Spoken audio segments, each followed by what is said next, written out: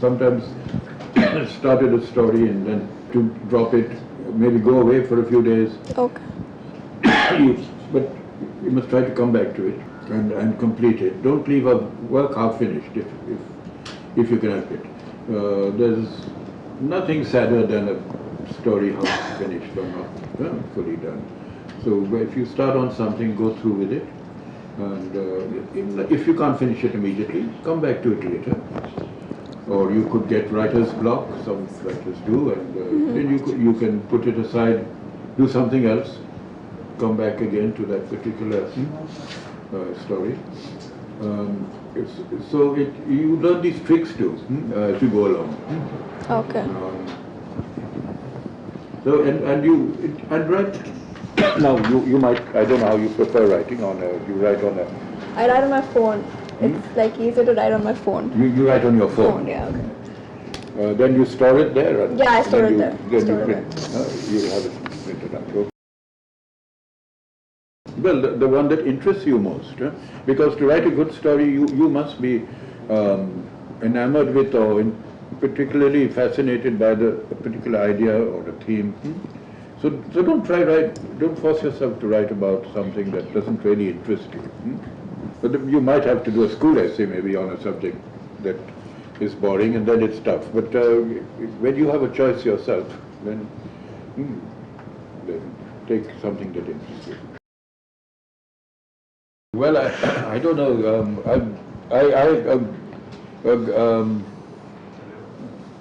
It's not easy to create excitement in a story. A little girl came to me. She was about 9 or 10, and are we off air? We're on. Okay. And she said, "Sir, I like your ghost stories, but can't you make them more exciting?" She said, "They're not scary enough." So I said, "Well, I'll try." So sometimes it's not easy, and also I realized that there are so many horror films and scary films you get on TV that it's hard to compete with them, and just by using words. But as to write a thrilling story, I think you've got to, in a way, be thrilled yourself or scare yourself while doing it. Both beginning and end, I think, are equally important, but also you must have a strong middle.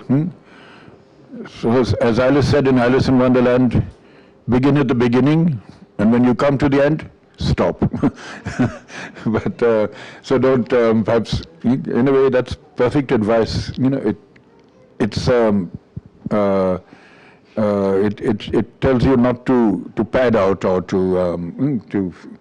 you should leave out the inessentials and in writing your story. It's hard to say because fashions change. What might be commercially viable today might be out of fashion tomorrow. So I think you should stick to just writing well. A good story. Good story. Or go on for journalism where you can use your writing talents in a different way.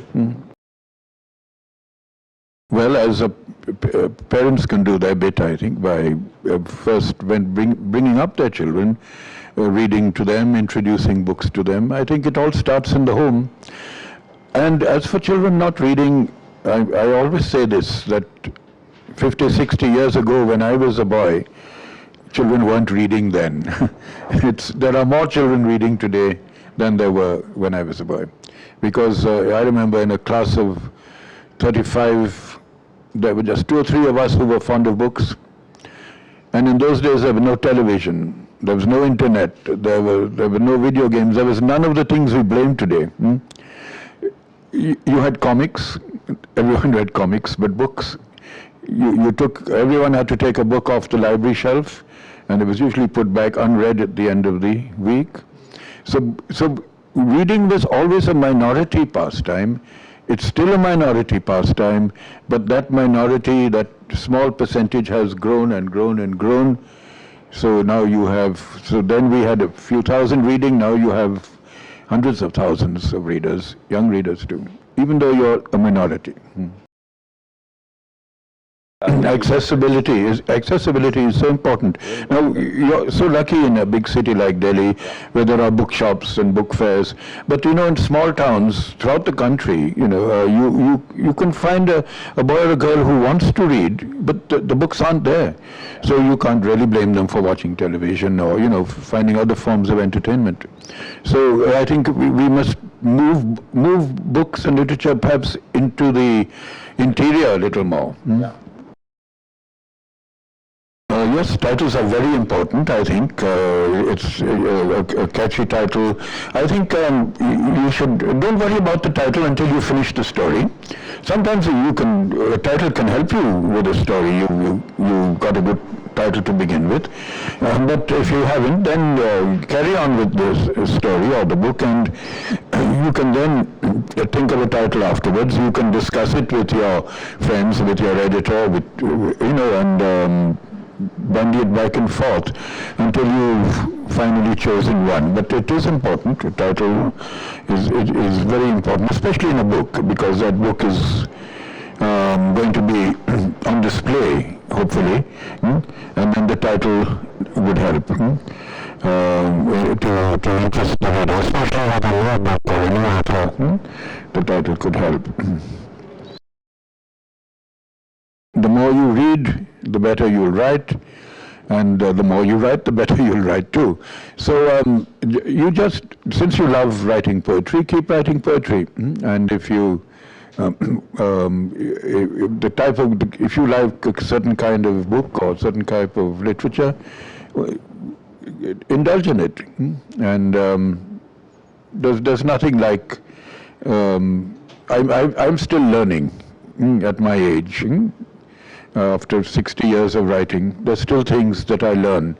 I learn them from other writers, I learn them from books, I learn them from just life around me. So never think you've mastered your craft, because you haven't. That's a good theme to work on, because we all like reading adventure stories. Young people like reading them, and I still enjoy reading adventure stories. And I think if you read great adventure stories, it will help you along in your writing. And I don't say you must go and personally have an adventure. Don't endanger yourself in any way. So all the stories that you guys are writing out there need to be put onto our website. Please upload. There is no submission in offices. Therefore, there is only a singular method of submission on our website.